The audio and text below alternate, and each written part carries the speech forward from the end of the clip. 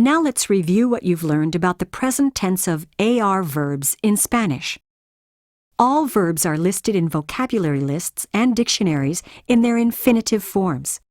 This is the equivalent of the to form in English, as in to speak, to study, to read, and so on. All infinitives in Spanish belong to one of three types according to the ending: AR, ER, or IR. In this section, we'll focus solely on AR verbs. To indicate who is performing the action of a verb, verbs must be conjugated. Conjugation simply means changing the verb to correspond with the subject. In English, conjugation in the present tense involves the use of a subject pronoun and the addition of s to the end of the he, she, it form. For example, the conjugation of to study is I study, you study, he studies, she studies, we study, they study. Spanish verb conjugation requires two steps. First, the infinitive ending AR is dropped. Then, a different ending is added for each subject. The complete conjugation of the verb estudiar looks like this: estudiar, estudio, estudias, estudia, estudiamos, estudiáis, estudian. Other common AR verbs in Spanish include enseñar, to teach, escuchar, to listen, hablar, to speak, necesitar, to need, and trabajar, to work. Remember that when two verbs are used in sequence, only the first is conjugated while the second remains in the infinitive form. For example, to express I need to study in Spanish, you conjugate the verb necesitar in the yo form and follow it with the infinitive estudiar. Necesito estudiar. In Spanish, to make a sentence negative, simply add no immediately before the verb. El consejero no habla español. El estudiante no trabaja. Ustedes no practican el fútbol. No necesito estudiar. Bueno, ¿deseas practicar los verbos? Do you want to practice the verbs?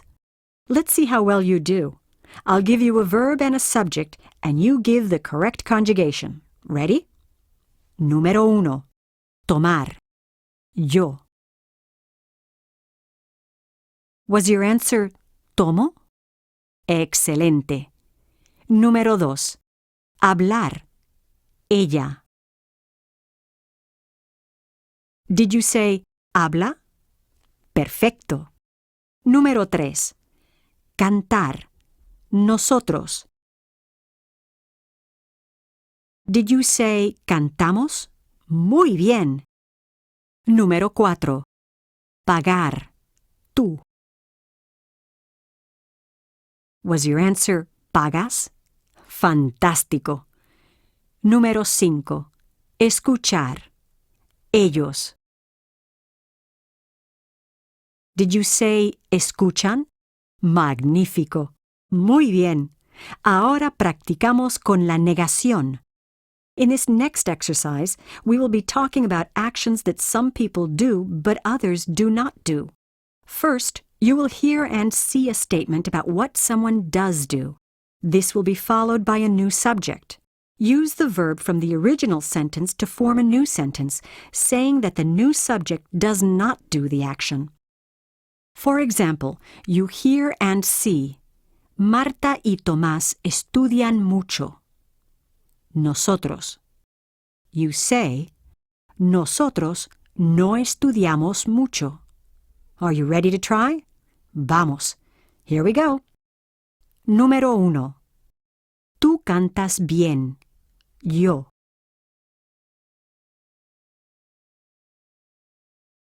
If you said, yo no canto bien, you're right. Número 2.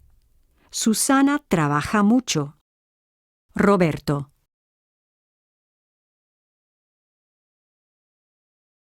Was your answer, Roberto no trabaja mucho? Fantástico. Número 3. Los estudiantes escuchan bien.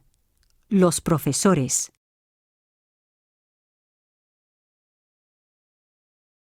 Was your answer, los profesores no escuchan bien?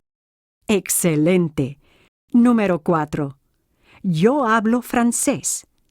Tú.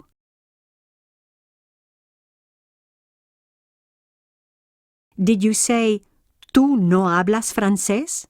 Muy bien. Número 5. Pablo y yo necesitamos dinero. Carlos.